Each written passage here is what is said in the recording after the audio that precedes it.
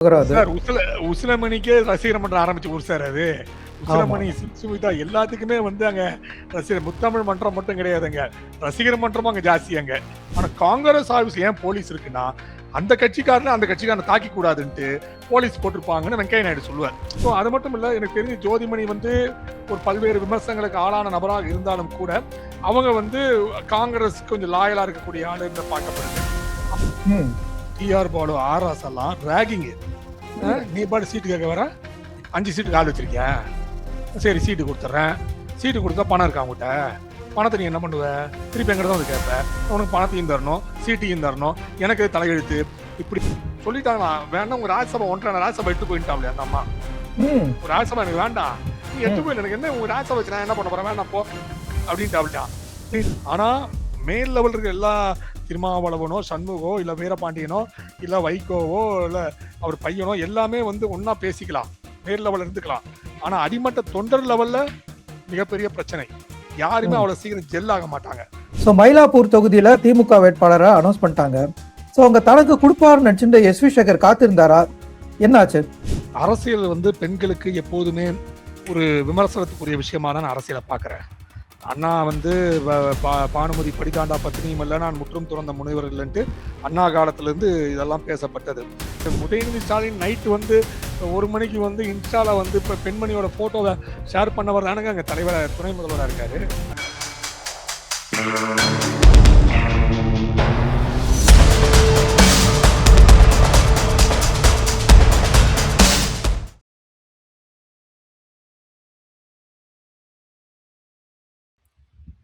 தென்னவன் நேயர்களே வணக்கம்.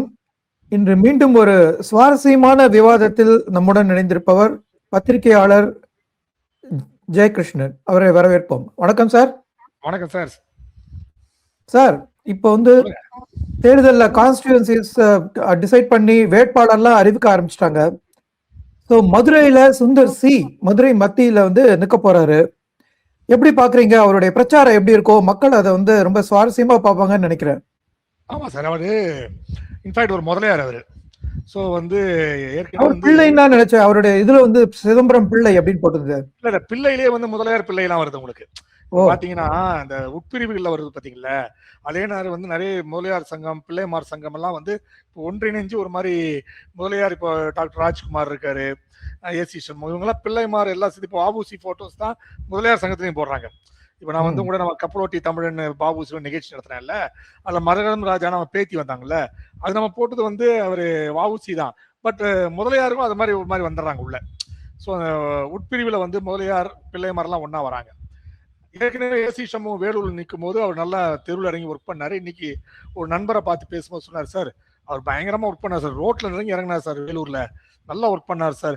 எங்க ஃபேமிலி அந்த ஒர்க் பண்ண ஃபேமிலிக்கெல்லாம் அரண்மனை அந்த திரைப்படத்தோட டிக்கெட்டு, பாப்கார்ன், ஐஸ்கிரீம் எல்லாம் ஒர்க் பண்றவங்களாம் கொடுத்து உற்சாகப்படுத்தினார் சார். நின்னது ஏசி சண்முகம், பட் ஒர்க் பண்ணார் சார் அப்படின்னாரு. ஸோ இப்போ மதுரையில் அது அதை ஏம் பண்ணிட்டு இருந்தது யாருன்னா எனக்கு தெரிஞ்ச வரை சரவணன். அந்த பல்வேறு மாறின சரவணன் இருக்காருல்ல, நம்ம பிஜேபி போனாரு, மதிமுக போனாரு, திமுக போனாரு, இப்போ ஏடிஎம்கேல வந்து அங்க நிறைய ஒர்க் பண்ணாரு. அவர் தான் எதிர்பார்த்தார் சீட்டை, பட் அவருக்கு சீட்டு கிடைக்கல. இப்போ வந்து அதுக்கு கூட்டணிக்கு ஒதுக்கிட்டாங்க. அதுலேயே சரவணன் கொஞ்சம் மன வருத்தத்தில் இருந்தார். ஏன்னா போன வாட்டி நம்ம வந்து பிஜேபியில் இருக்கும்போது அது வந்து பேராசிரியருக்கு தரது அந்த சீட்டு, ஆனால் பேராசிரியருக்கு தராமல் நம்ம சரவணனுக்கு கொடுத்தோம். அப்படியும் சரவணன் வெளியே போயிட்டார், அங்கே தோத்தோன்னே வெளியே போயிட்டார். ஸோ அந்த நிகழ்வு சுந்தர் சி கொடுக்கப்பட்டது. அவர் கடுமையான உழைப்பாளின்னு எனக்கு தெரிஞ்ச வரைக்கும் சொல்றாங்க, நல்ல ஃபீல்டில் இறங்கி ஒர்க் பண்ணுவார் அப்படின்னு. அதே மாதிரி பழனிவேல்ராஜன் வந்து எனக்கு தெரிஞ்ச ஒரு மிஸ்டர் கிளீனாக இருந்திருக்காரு திமுகவில். எனக்கு தெரிஞ்ச மினிஸ்டர்ஸ்லயே மிஸ்டர் கிளீன் பார்த்தீங்கன்னா அவர் தான். பட் அவர் பிஏவே 100 கோடி ரூபா மேட்டர்ல மாட்டிக்கிட்டார். ஒரு ரியல் எஸ்டேட்ல போயிட்டு பஞ்சாயத்து பண்ணார், அவரும் ஒய்ஃப் எல்லாம் 100 கோடி ரூபாய் விஷயத்துல மாட்டியிருக்காங்க. ஸோ இந்த நிகழ்வை பார்த்தீங்கன்னா சுந்தர் சி கொஞ்சம் வேகமா இறங்குவாரு. ரெண்டாவது வந்து அவருக்கு வந்து பிலிம் அந்த கரிஷ்மா இருக்குது, டைரக்டர் கரிஷ்மா இருக்கு. குஷ்பு கண்டிப்பா இறங்குவாங்க, ஃபீல்ட்ல இறங்குவாங்க. குஷ்பு கண்டிப்பா ஒர்க் பண்ணுவாங்க. ஏன்னா இந்த வாட்டி பிஜேபியில் குஷ்புக்கு சீட் தருவாங்களான்னு தெரியல. ஏன்னா சிட்டியில வந்து சீட் ஒன்று தான், மயிலாப்பூர் தான். ஸோ போன வாட்டி வந்து 1000 விளக்கெல்லாம் கொடுத்தாங்களான்னா கொடுக்க மாட்டாங்க, சீட் நம்ம கஷ்டம் இங்கே கொடுக்குது. ஸோ குஷ்புக்கு சீட் கிடைக்கிறதா ஒரு பெரிய $1 மில்லியன் கொஸ்டின். ஸோ அதனால கண்டிப்பா வந்து குஷ்பு ஒர்க் பண்ணுவாங்க. அது இல்லாமல் எனக்கு தெரிஞ்சு சுந்தரோட ஒர்க் பண்ண பல ஆர்டிஸ்டுகள், பல திரைத்துறை நட்சத்திரங்கள் களத்துல இறங்குவாங்க. ஸோ சுந்தர் சியை வெற்றி பெற செய்வதற்கு பல்வேறு இலக்கில் ஒர்க் பண்ணுவாங்க. எனக்கு தெரிஞ்சு ஏசி சண்முகம் பொருளாதார வகையில் நல்லா ஹெல்ப் பண்ணுவார் எனக்கு தெரியும். அவரும் கொஞ்சம், ஏன்னா அவருக்கு ஒரு சீட் வெற்றி பெற வேண்டிய சூழ்நிலை இருக்கிறது.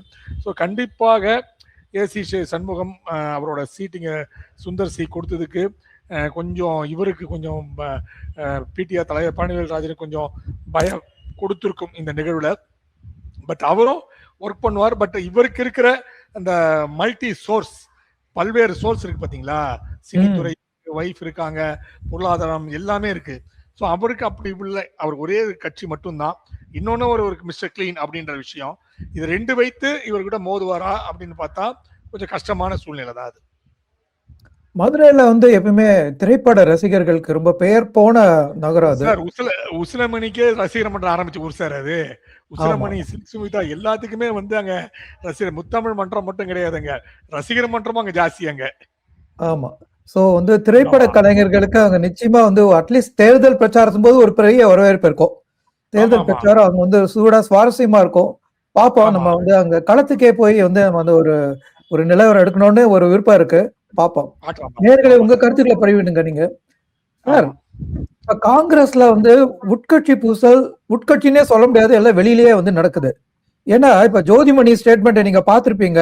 காங்கிரஸ் விற்கிறாங்க, சீட்டெல்லாம் விற்பனைக்கு வந்துருச்சு, தொண்டர்களோட உழைப்புகள்லாம் வேற சில பேர் திருடி விற்கிறாங்க அப்படிங்கிற மாதிரி ஸ்டேட்மெண்ட் கொடுத்திருந்தாங்க. அதை கேலி பண்ணி காங்கிரஸோட தேர்தல் வியூக அமைப்பாளர் பிரவீன் சக்கரவர்த்தி அவரே கேலி சித்திரம் போட்டிருக்காரு. உட்கட்சியில ஒருத்தர அடிச்சுக்கிறாங்க அப்படின்னு. இதை எப்படி பாக்குறீங்க? அவங்களே அடிச்சுக்கிறாங்களே, அவங்க கேலி பண்றாங்க, என்ன சொல்றீங்க சார்? நான் பல இடங்கள்ல சொல்லியிருக்கேன், நீங்க கூட கேட்டிருக்கலாம், பல நிகழ்ச்சிகள்ல பேசும்போது இதெல்லாம் சொல்லியிருக்கேன். வெங்கையா நாயுடு இருக்கல, முன்னாள் துணை ஜனாதிபதி, அவர் பாஜகவோட தலைவராக இருக்கும்போது ஒரு நல்ல ஸ்பீக்கர், உங்களுக்கு கேட்டிருப்பீங்க அவரை, நல்ல ஒரு பேச்சாளர். அவர் சொல்லுவாரு, மற்ற கட்சிகளுக்கெல்லாம் போலீஸ் அலுவலகத்துக்கு பாதுகாப்பு போடுவாங்க, எல்லா கட்சி அலுவலகத்துக்கும் போலீஸ் பாதுகாப்பு இருக்கும். என்ன காரணம்னா, மற்ற கட்சிக்காரங்க அந்த கட்சிக்காரர்களை தாக்கி விடக்கூடாதுன்றதுக்காக எல்லா கட்சி ஆஃபீஸ்ல போலீஸ் இருக்கும். ஆனா காங்கிரஸ் ஆஃபீஸ்ல ஏன் போலீஸ் இருக்குன்னா, அந்த கட்சிக்காரனை தாக்கி கூடாதுன்ட்டு போலீஸ் போட்டிருப்பாங்கன்னு வெங்கையா நாயுடு சொல்லுவார். ஸோ நீங்க இப்போ நேற்று இன்னைக்கு இல்லை, அது காமராஜர் காலத்துல இருந்து காங்கிரஸ்ல அந்த ஒரு பிரிவினை எப்பவுமே பிரிச்சு வச்சிருப்பாங்க. 2 பேர் சேர்ந்தா நமக்கு பிரச்சனை ஆயிடும்ட்டு மூப்பனார் வாழப்பாடி காலத்துல இருந்து 2 பிரிச்சு வச்சிருப்பாங்க.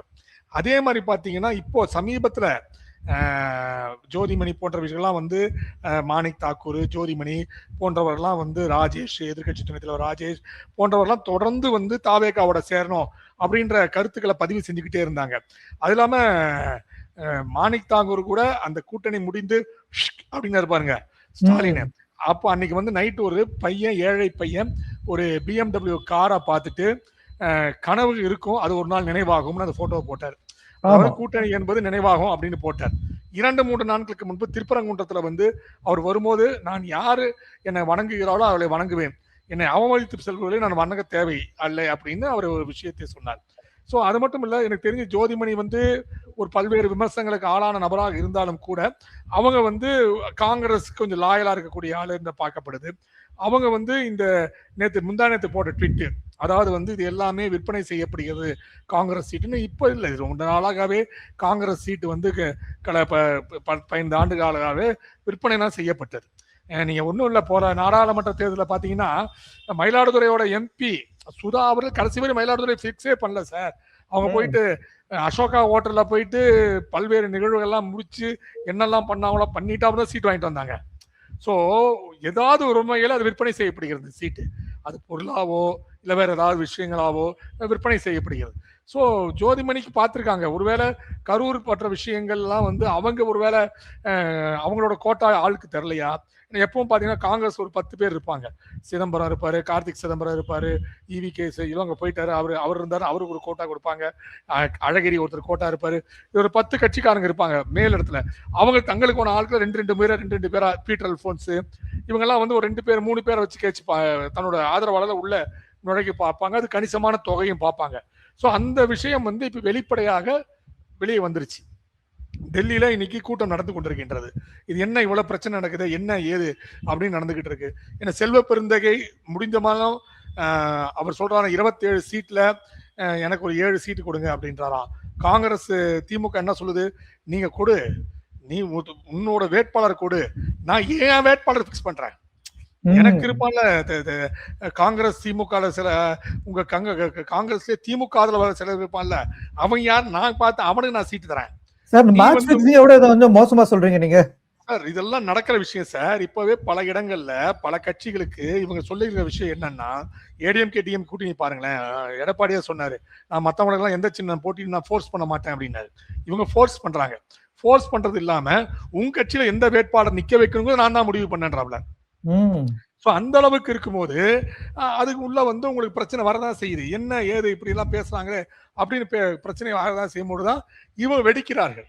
அப்ப அதை பார்த்துட்டு நீங்க பாத்தீங்கன்னா, அந்த அவர் ட்வீட் பண்ணோடனே மூத்த காங்கிரஸ் காரியகர்த்தா இருக்காரு பொன் கிருஷ்ணமூர்த்தி, நம்ம நெருங்கிய நண்பர், நம்ம எந்த நிகழ்ச்சி நடத்தலாம் தேசிய உலக சங்கம் நம்ம சார்பா எந்த நிகழ்ச்சி நடந்தாலும் எந்த மாநாடு நடத்தினாலும் மேடைக்கு வருவாரு. மேடைக்கு அவர் பேசிட்டு போவாரு. அவர் சொல்லுவாரு, ஜெய்கிஷன் நண்பர், காங்கிரஸ்ல பல எதிர்ப்பு அவர் வந்திருக்கு, அப்ப கூட சொல்லுவாரு ஜெய்கிஷன் நண்பருங்க. அவங்க கேட்பாங்க, ஹெச் ராஜாவும் நீங்களும் ஒரே மேடையில ஏறலாமான்னு கேட்டிருக்காங்க. அப்போ அவர் சொன்னார், ஜெய்கிஷன் நண்பர், நான் தேசியவாதி, நான் போறேன் பேசுறேன், உங்களுக்கு என்ன பிரச்சனை ஒரு சொல்லக்கூடிய போல்டான ஒரு காங்கிரஸ் காரர் துணைத் தலைவரா இருக்காரு. அவரு அதை ட்விட்டர் ரீட்வீட் பண்ணி இந்த அம்மா சொன்னது சரி அப்படின்னு சொல்லி அவர் அதை ஆமோதிச்சிருக்காரு. அதே மாதிரி காங்கிரஸ்க்குள்ள நிறைய பேர் இந்த விஷயங்களை ஆமோதிச்சிருக்காங்க. ஆமா, இது சொல்றது சரிதான், நம்ம ஏற்கனவே சொன்ன தேவைக்கா பக்கம் போயிருந்தா அந்த பிரச்சனை வந்திருக்காது. சோ இந்த பிரச்சனை எல்லாம் வருவதற்கு முழு காரணம் செல்வ பெருந்தகை அப்படின்னு குற்றச்சாட்டு வைக்கப்பட்டு கொண்டே இருக்கின்றது. இது எங்கே போய் முடியும் என்பது இன்னும் அவங்களுக்கு தெரியல. இன்னைக்கு காங்கிரஸ் காரிய கமிட்டி மீட்டிங் நடக்குது. இதை முடிஞ்சு எப்படி செயல்படுத்த போறா, இதை எப்படி வெற்றியடை செய்ய போறாரு, இவர் கொடுக்கிற வேட்பாளர் எப்படி வெற்றியடை வைக்க முடியும் என்பதெல்லாம் பெரிய சந்தேகமா இருக்கு சார். தேமுதிகவுக்கு வருவோம். விஜய் பிரபாகரன் கூட இப்ப விருதுநகர்ல வேட்பாளரா அறிவிக்கப்பட்டிருக்காரு. சோ தேமுதிக அவங்க திருப்திகரமா சீட்டை வாங்கியிருக்காங்களா? அங்க இருக்கிறவங்களுக்கு எல்லாம் அவங்களால அவங்களோட எதிர்பார்ப்பை பூர்த்தி பண்ண முடியுமா? என்ன நினைக்கிறீங்க சார்? அதாவது அறிவாலயம் இருக்குல்ல, இந்த வாட்டி அறிவாலயத்துல டிஆர் பாலு, ஆராசா இவங்க எல்லாம் அந்த சீட் ஷேரிங் அதுக்கான கமிட்டியில் இருந்தாங்க இல்லையா, நீங்க போட்டோஸ் பார்த்திருப்பீங்க. அதே மாதிரி அந்தந்த கட்சியில சீட் ஷேரிங்ஸ்க்கு கமிட்டி போச்சு. 1ஆம் நம்பரான ராகிங் பண்ணிருக்காங்க சார். அவ்வளவு பெரிய டிஆர் பாலு, ஆர்எஸ் எல்லாம் ராகிங். நீ பாட்டு சீட்டு கேட்க வர, 5 சீட்டுக்கு ஆள் வச்சிருக்கியா, சரி சீட்டு கொடுத்துட்றேன், சீட்டு கொடுத்தா பணம் இருக்கா அவங்ககிட்ட, பணத்தை நீ என்ன பண்ணுவ, திருப்பி எங்கிட்ட தான் கேட்ப, உனக்கு பணத்தையும் தரணும் சீட்டையும் தரணும், எனக்கு தலையெழுத்து இப்படின்ட்டு எல்லாத்தையும் ராகிங் பண்ணிருக்காங்க சார். அதாவது விடுதலை சிறுத்தை, 2 கம்யூனிஸ்ட், மதிமுக, ஓபிஎஸ் கூட போனாரு, ஞாபகம் வச்சுக்கோங்க. ஆமா சார், எல்லாத்தையும் ராகிங் பண்ணிட்டாங்க சார். அவங்க எல்லாத்தையும் நிக்க வச்சு செஞ்சுட்டாங்க. உன்னால என்ன பிரயோஜனம்? மொத்த கேள்வி என்னன்னா, உன்னால என்ன பிரயோஜனம்? நிக்கிற சீட்டு கேட்கற, இவ்வளவு சீட்டு, ஆளையும் கேட்ப, நான் தான் ஆளும் தரணும், பணமும் தரணும், நான் உனக்கு ஏன் சீட்டு தரணும், அதுக்கு பேச நானே உதய செஞ்சு நின்று போயிருவேன். இப்படி மாதிரி ராகிங் பண்ணிருக்காங்க ஃபுல் அண்ட் ஃபுல்லா. ஆனா இவங்கள 2 பேரும் ராகிங் பண்ணது யார் தெரியுங்களா? பிரேமலதா. பிரேமலதா இவங்கள ராகிங் பண்ணிட்டாங்க. சிம்ம ராசி, மக நட்சத்திரம், சூரியன் உச்சம். அந்த அம்மாவை நான் பார்த்திருக்கேன் சார். நான் கேப்டன் தொலைக்காட்சி 7 வருஷம் தலைமை செய்தி ஆசிரியரா இருந்தவன். ஸோ அந்த அவங்களோட மூவ்மெண்ட்ஸ் எனக்கு தெரியும். 2011 2016 வரைக்கும் இருந்தவன், 2010 இருந்து 2017 வரைக்கும் இருந்தவன். ஸோ அந்த அம்மா கேட்டிருக்கு, நீ எனக்கு எவ்வளவு சீட்டு தருவேன், எனக்கு இந்த சீட்லாம் வேணும், சில சீட்லாம் சொல்லி விருங்கம்பாக்கம் போகணும், ரிஷிவந்தியை வேணும், விருதாச்சலம் வேணும், இதெல்லாம் கேட்டு பெரிய லிஸ்ட் கொடுத்துருக்காங்க. நேற்று வரை பாத்தீங்கன்னா சார், மத்தவங்க 2 கட்டம் 3 கட்டம் முடிச்சாங்க. நேற்று வரை பாத்தீங்கன்னா 5, இன்னைக்கு 6வது கட்டம் பேச்சுவார்த்தை நடந்திருக்கு. இவங்க அந்த அம்மாவை எதிர்த்து பேச முடியல, டிஆர் பாலு எல்லாம். ஏன்னா எதிர்த்து பேசினா பிரச்சனை ஆயிடும், அந்த அம்மா அந்த பிரச்சனை வேற கொண்டு போயிடும். சொல்லிட்டாங்களா, வேணா உங்க ராஜ்யசபா 1.5 ராஜ்யசபா 8 போயிட்டாங்களே அந்த அம்மா. ஒரு ராஜ்யசபா எனக்கு வேண்டாம், நீங்க 8 போயிட்டு எனக்கு என்ன, உங்க ராஜ்யசபா வச்சு நான் என்ன பண்ண போறேன், வேண்டாம் போ அப்படின்ட்டாப்லையா. என்னடா இந்த அம்மா இப்படி எல்லாம் பேசுது அப்படின்னு பார்த்து ரொம்ப இவங்க மன உளைச்சலுக்கு ஆகிட்டாங்க திமுக காரங்க. வழக்கமா திமுக காரங்க தான் மத்தவங்கள மன உளைச்சல் கொண்டு வருவாங்க. இப்போ இந்த அம்மா இவங்கள மன உளைச்சல கொண்டு வந்துருச்சு. கொண்டு சரி வேற வழி இல்லையா, சரி ஓகே விருதாச்சலத்தையும் விருகம்பாக்கத்தையும் கொடுத்துறேன்னு சொல்லிட்டாப்ல. ஏற்கனவே விருகம்பாக்கத்துல தன்சேகருக்கு ஒத்த கால நின்று தவிர சீட்டு கிடைக்கும்ட்டு திமுக தன்சேகர் இது வரை தரவே இல்லை. ஏன்னா பல்வேறு விஷயங்கள் பிரச்சனை இதெல்லாம் இருந்தனால அவரு இந்த வாட்டி சீட்டு கிடைக்கும்னு நினைச்சாரு. ஒரு வாட்டி விருகம்பாக்கம் நிற்கும் போது 2011 பார்த்தசாரதி நின்னாரு. பார்த்தசாரதி அந்த அப்பவே அந்த அம்மாவுக்கு அந்த தொழில் நிக்கணும்னு ஆசை பிரேமலதாக்கு. ஆனா விஜயகாந்த் பக்காவா இருந்தாரு அந்த விஷயத்துல, குடும்ப அரசியல் பண்ண மாட்டேன்னே சொன்னாரு. நிக்கவே கூடாது. எனக்கு பணிபுரிந்த என்னோட ரசிகர் மன்றத்துல இருந்த ஆட்டோ டிரைவர் பார்த்தசாரி தான் சீட்டை கொடுத்தாரு. நீங்க அந்த சீட்லாம் பாத்தீங்கன்னா அவர் கொடுத்த சீட்லாம் அடிப்படை வாதிங்கனாங்க. ரொம்ப அவரோட ரொம்ப நொடிச்சு போனவங்க ஆட்டோ டிரைவர் பார்த்தசாரிங்க விருங்கம்பாக்கம். எக்மோர் நல்ல தம்பி சைக்கிள் கடை வச்சிருந்தாருங்க. இன்னைக்கு சைக்கிள் கடை வச்சிருக்கிறாரு, நீங்க போனா தெரியும்.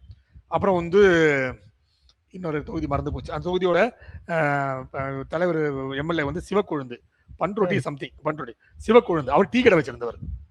இது மாதிரி அடிப்படை ஆட்களுக்கு தான் ஒரு சீட்டு கொடுத்தாரு. குடும்ப அரசு யாருக்குமே தரவே இல்லை.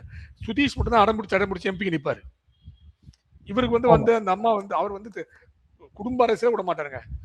இப்ப பாருங்க, அந்த அம்மா வந்து விருதுநகர் வந்து தன் பையனுக்கும், இந்த அம்மா விருங்கம்பாக்கமும் போட்டிடுறாங்க. ஸோ இதுல பாத்தீங்கன்னா விருதாச்சலமா அது விருகம்பாக்கமா விருதுநகரா பார்த்தா விருதுநகர்ல ஒரு மாதிரி சிம்பத்தில வந்தா வரலாம், ஆனா என்ன பண்ண போறாங்கன்னு தெரியல. அதே மாதிரி வந்து விருகம்பாக்கமும் கொஞ்சம் கஷ்டமான சூழ்நிலை. ஏன்னா தனசேகர் சப்போர்ட் பண்ணவே மாட்டாரு.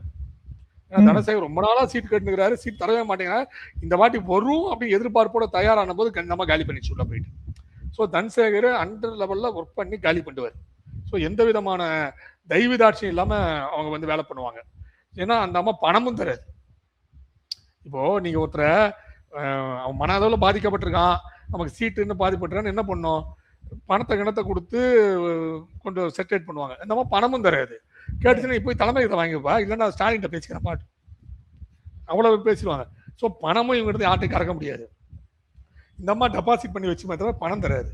ஸோ இவ்வளோ பிரச்சனை, இவ்வளோ முரணை வச்சிருக்கிறதா வேலை செய்யணும். ஸோ அவன் எந்த அளவுக்கு தனசேகர் வேலை செய்வாப்லங்கிறது பெரிய கேள்விக்குறி. இவ்வளவு சார் தேமுதிக வந்து இவ்வளவு ஒரு நகைச்சுவையான விஷயமா இருக்கும் அப்படிங்கறத வந்து உங்க மூலமா தெரிஞ்சுக்கிட்டோம். இன்னொரு விஷயம் சொல்லிடுறேன். தேமுதிகக்கு ராசியான நம்பர் 5 சார். அதாவது இப்போ சிவகுமார் சாருக்கு ஒரு நம்பர் இருக்கு. சிவகுமார் சார் ராசியான நம்பர் 7ன்னு வச்சுக்கோங்களேன். சிவகுமார் சாருக்கு மட்டும்தான் 7 ராசியா இருக்கும். உங்க பையனுக்கு ராசியா இருக்காது, உங்க அப்பாவுக்கு அந்த நம்பர் ராசியா இருக்காது, உங்க அம்மாவுக்கு அந்த நம்பர் ராசியா இருக்கும், உங்க ஒய்ஃப் நம்பர் ராசியா இருக்குமா? சார் பையன் பொண்ணெல்லாம் அவங்க ராசியா இருந்தா போறாதா, அவங்க நம்பர் வேற ராசியா இருக்கணுமா? இல்ல சொல்றேன் உங்களுக்கு நம்பர் வந்து ஒருத்தருக்கு தான் ராசியா இருக்கும். ஆமா. அப்ப நீங்க ஆனா விஜயகாந்த் குடும்பத்துக்கு ஃபுல்லாவே 5 தான் ராசிம்பாங்க. விஜயகாந்தோட நம்பர் ஃபுல்லா கார் நம்பர் ஃபுல்லா 5. சார் அந்த நம்பர் தெரிஞ்சினா கூட கிடைக்காதும்பாங்க. அதான் சார், அது அங்க அவருக்கு. அதே மாதிரி நாங்க கேப்டன் டிவில வேலைக்கு சேரும்போது எல்லாருக்குமே சம்பளம் 5000. ஓ. அதுக்கப்புறம் ஃபர்ஸ்ட் அவங்க சீட்டு வாங்கும் போது 2011 சீட்டு வாங்கும் போது 41 சீட்டு வாங்கினாங்க ஏடிஎம்கே. 5 பார்லிமெண்ட் நான் தான் பேசி, பொன் ராதாகிருஷ்ணன் இவங்கெல்லாம் பேசி பார்லிமெண்ட் எலெக்ஷன் நான் தான் பேசி செயல்படுத்தினேன். அந்த சீட் பிரச்சனை எல்லாம் முடிச்சேன். அப்போ அவங்க வாங்கினது வந்து 14 சீட்டு. 5. அதுக்கப்புறம் மக்கள் நல கூட்டணி வரும்போது அவங்க நின்னது வந்து 104. 5.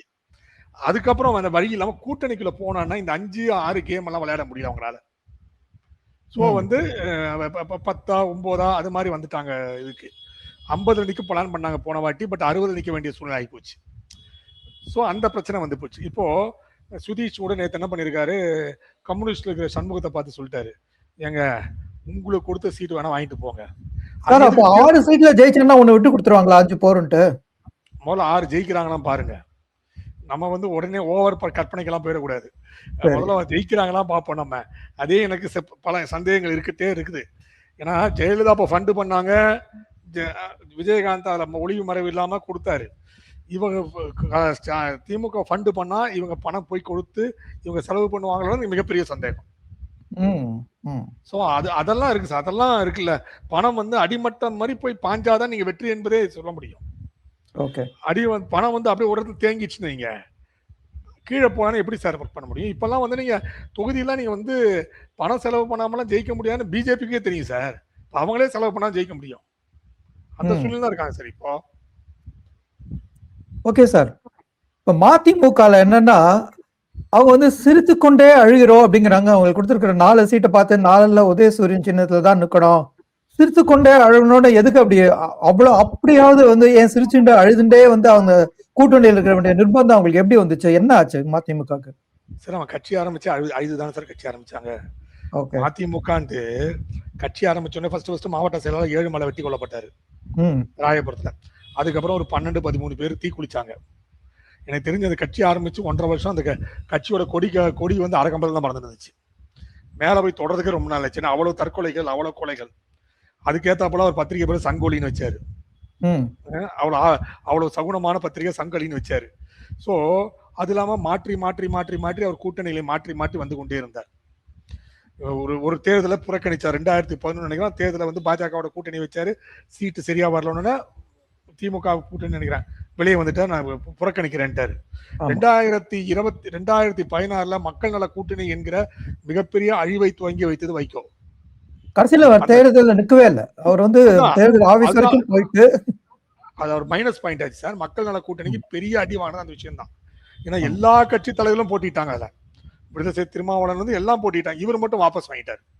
ஸோ அப்பவே ஒரு பெரிய சூழ்ச்சி இருந்ததுன்னு தெரிஞ்சுது. அந்த தேவையில்லாத ஒரு கூட்டணி திமுக வெற்றி பெற செய்யக்கூடாது என்பதற்காக அம்மையார் வகுத்த ஒரு மிகப்பெரிய திட்டம் தான் மக்கள் நல கூட்டணி. அந்த மக்கள் நல கூட்டணி 1.5% 2% தான் ஏடிஎம்கே ஜெயிச்சுது. அந்த 1.5% பிரித்தது இந்த மக்கள் நல கூட்டணி.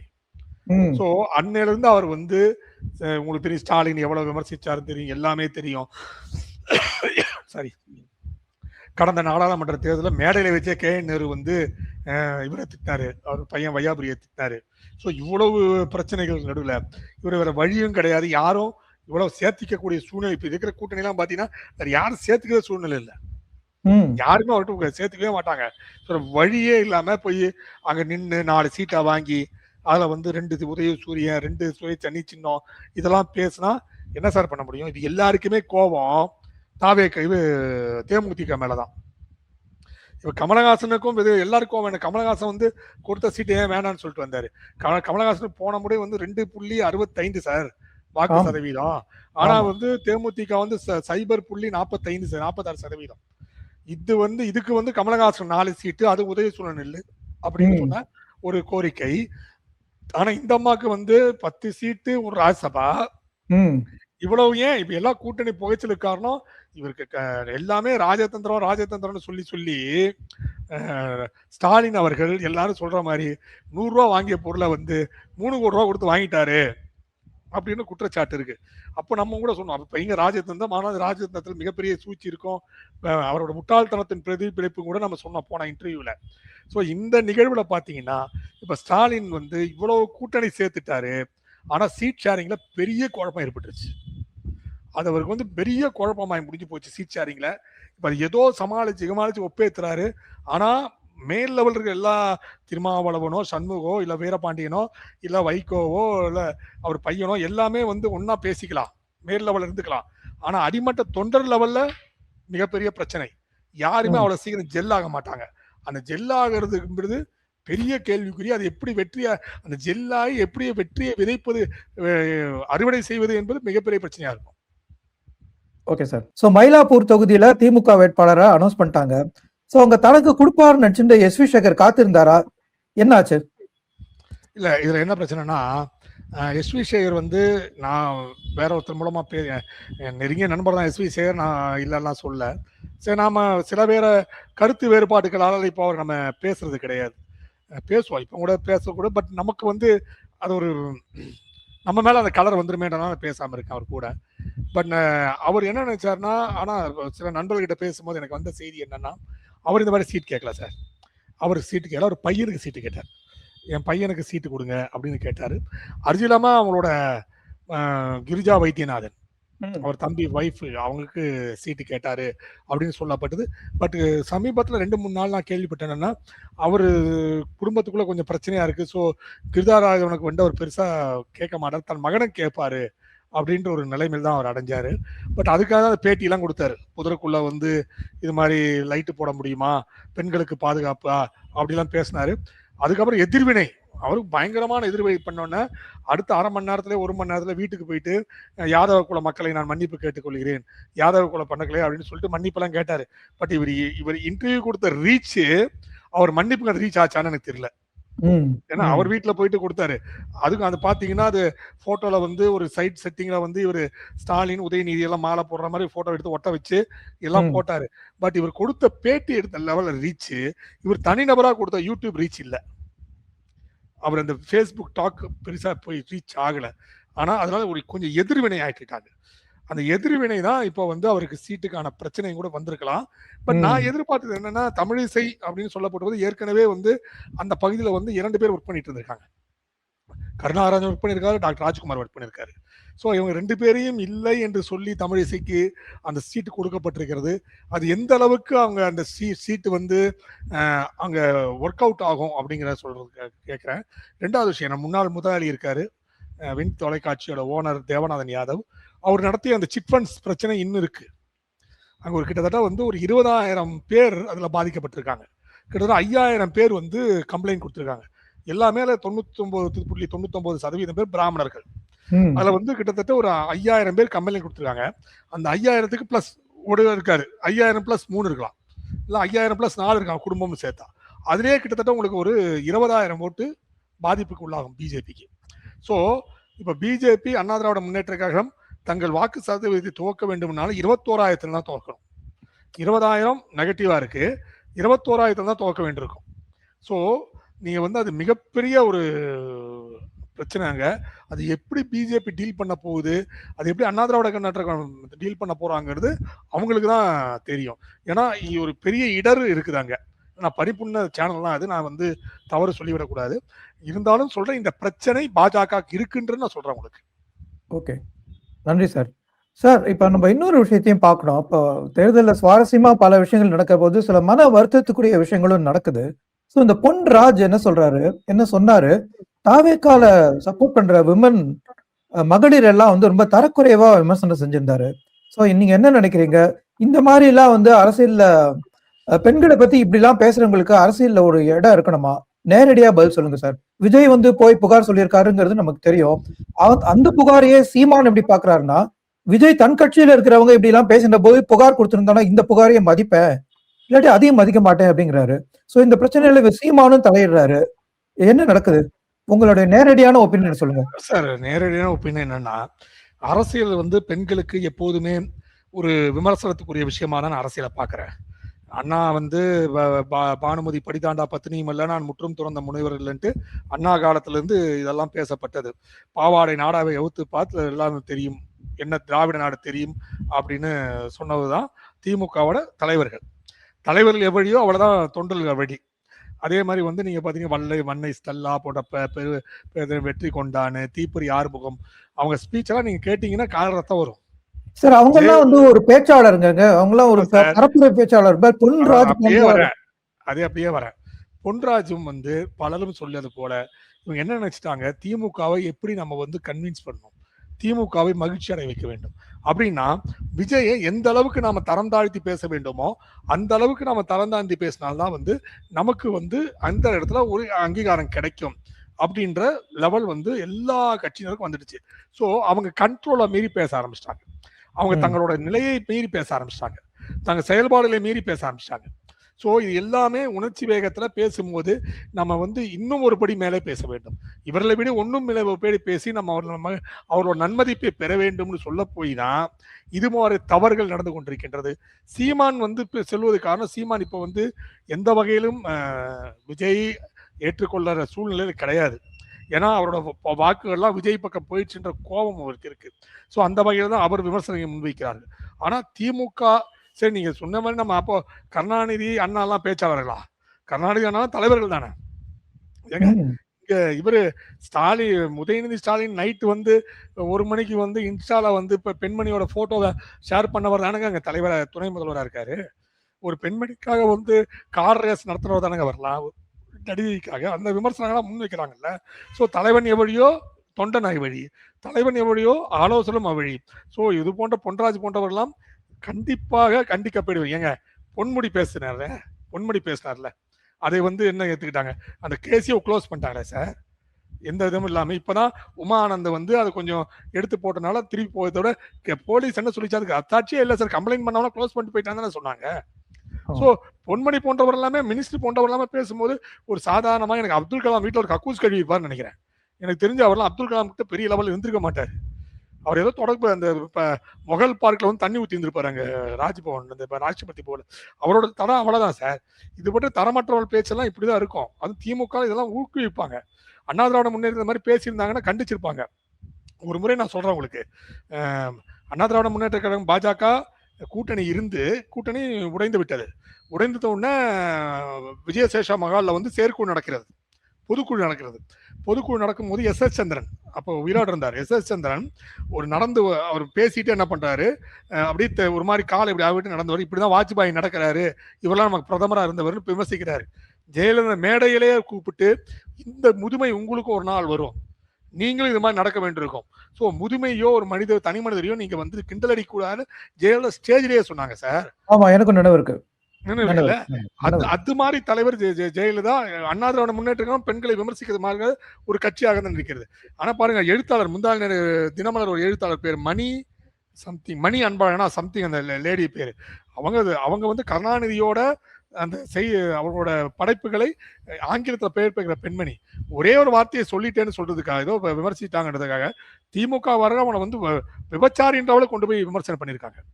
ஸோ திமுகவோட செயல்பாடு அப்படிதான் இருக்குது. குறிப்பாக இப்போ வந்து இந்த சோசியல் மீடியா வந்தோன்னா அந்த பெண் எந்த பெண் யாரை விமர்சித்தாலும் அவருக்கு எதிரானவர்கள் அவரை வந்து விமர்சிப்பது வழக்கமா போயிடுச்சு. அது திமுக இன்னும் அதிகமாகவே இருக்கு சார். அது ஓகே. உங்களுக்கு வந்து ஒரு விவாத மேடை கொஸ்டின், உங்களுக்கு எவ்வளவு டைம் இருக்கோ அவ்வளவுக்குள்ள சொல்லி முடிச்சுக்கலாம் நீங்க. ஸோ தமிழ்நாட்டுல நேரேட்டிவை கண்ட்ரோல் பண்றது யாரு, மீடியாவா சோசியல் மீடியாவா? பெண் சார், பெண். திமுகவோட பெண் நிர்வாகி இளங்கோ, அவரோட முதலாளி சபரீசன், அவர் தான் நேரேட்டிவை செட் பண்றாங்க.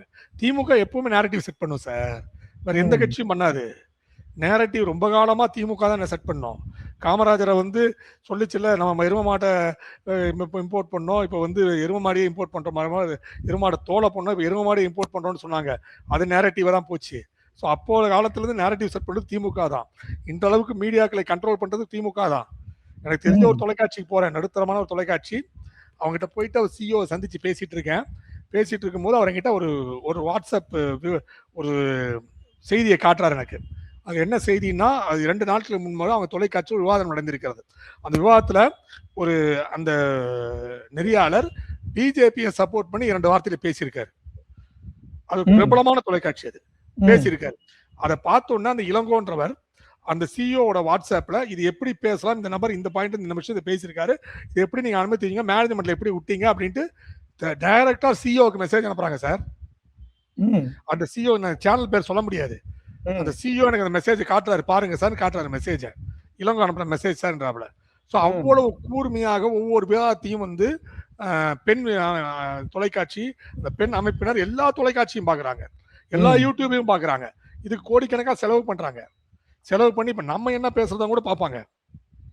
ஸோ வலதுசாரி சிந்தனையாளர்கள் தொலைக்காட்சியா இருந்தாலும் சரி, நடுநிலை என்று சொல்லிக்கூட தொலைக்காட்சியா இருந்தாலும் சரி, இதெல்லாம் என்ன பேசுறாங்க, என்ன விவாதத்தில் எடுத்துக்கொள்றாங்க, யார் என்ன பேசுறாங்க, எல்லாத்தையும் பாயிண்ட் பை பாயிண்ட் எடுக்கிறாங்க.